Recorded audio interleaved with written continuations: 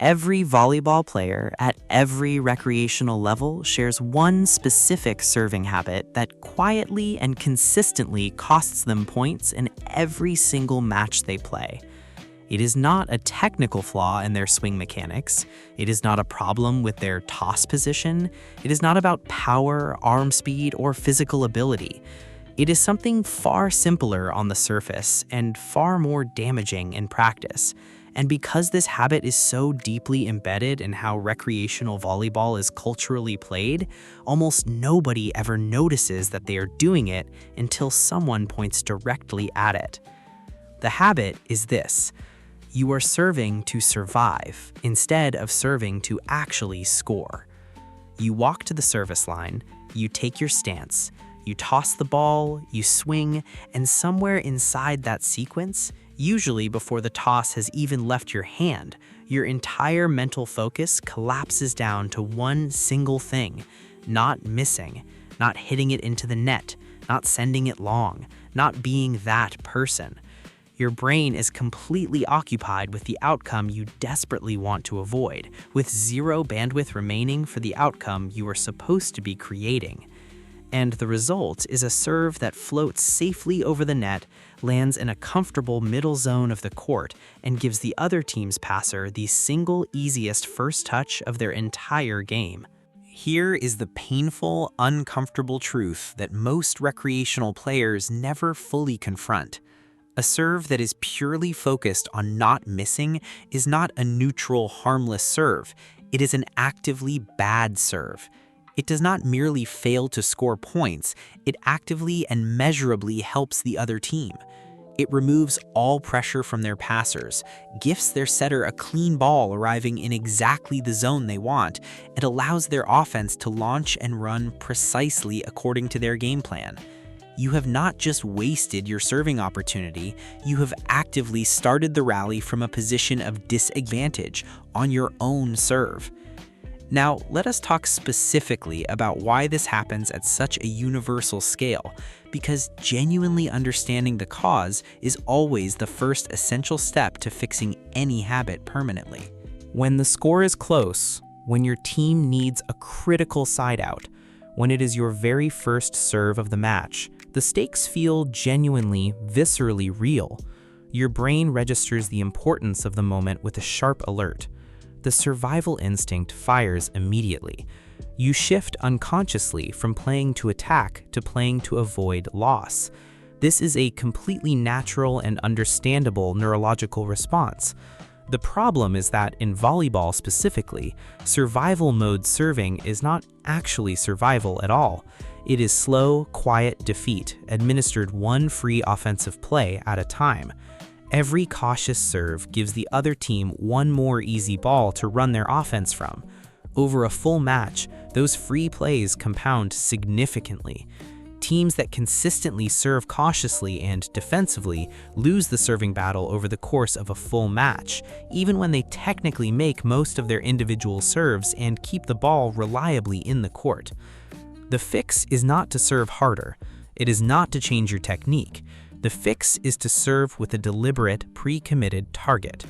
Before you walk to the service line on your very next serve, before your feet move toward the line, before your toss hand ever comes up, you decide exactly and specifically where the ball is going. Not a general area, not a vague leaning intention toward the left side, a specific named target. The short zone near the net, the deep right back corner, the seam running between the two passers. One specific zone, decided before you move, committed fully before the toss. This single mental change transforms the entire frame of every serve you take. Instead of your brain broadcasting the message, "avoid the net" at maximum volume, it is now broadcasting the message, "hit this specific zone." You are no longer playing defensive, cautious volleyball on your own serve. You are playing offensive volleyball from the very first action of the rally. Will you miss your intended target sometimes? Absolutely yes. Will you serve into the net or land out of bounds occasionally while you're building this new targeting habit under match conditions? Yes, that will happen too. That is not failure. That is the expected and necessary cost of actively developing a real skill under real pressure. A serve that misses its target while genuinely aiming for a specific zone is infinitely more valuable as a learning and development experience than a serve that floats safely and uselessly to the middle of the court. The targeted miss gives you precise, actionable feedback about exactly what to adjust in your next attempt. The safe serve tells you absolutely nothing except that you avoided the mistake you feared most. Now, let us make this concrete and immediately usable with a specific 3-step routine you can apply starting from your very next game today. Step 1. Scan the receiving court before you walk to the service line. Before you ever take a single step toward the service zone, take one deliberate, conscious look at the opposing receive formation on the other side of the net. Where are the two passers standing? Is there a visible seam or gap between their coverage zones? Which side of their formation looks physically weaker or less confident? Is one passer already pre-positioned in a way that leaves a short zone open near the net? This entire scan takes less than 3 seconds. 3 seconds of real information gathering instead of walking blindly to the line and hoping for the best. Step 2. Choose your specific target zone and commit to it fully before any part of your body moves.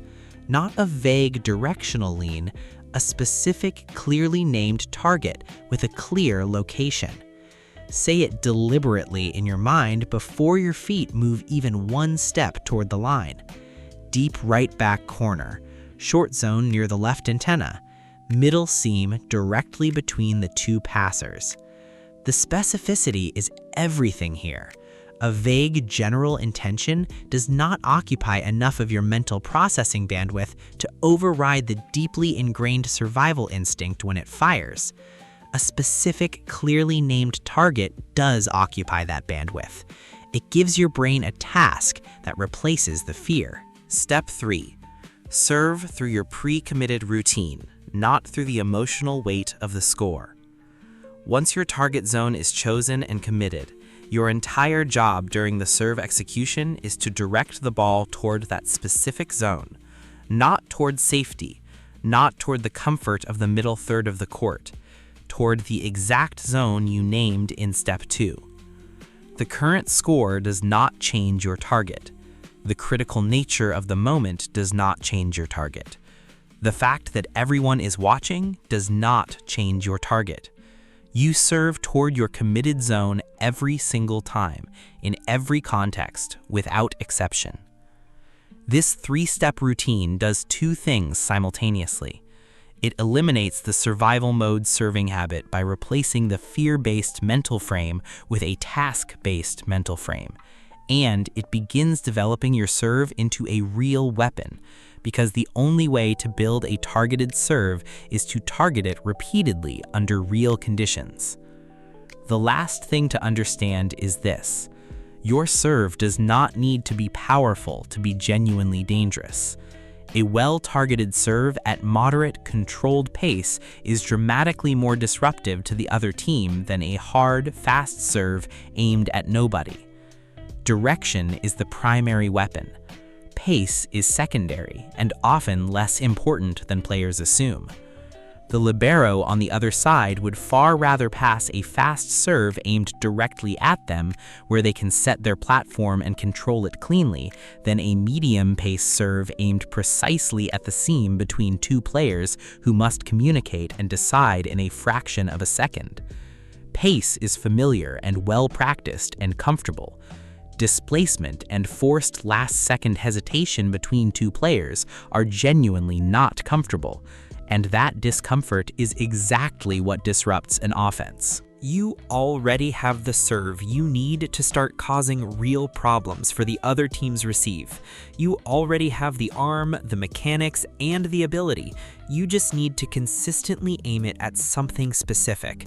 Start your very next match with one clear, non-negotiable rule. Every single serve has a named, fully committed target zone before your feet ever move toward the service line. No exceptions, no safe middle-of-the-court bailouts, a specific target every single time. Build consistently from that one foundational rule, and everything else develops naturally from there. The serving habit changes faster than you think it will, and the results in terms of disrupted receive and scoring pressure show up even faster than the habit change does.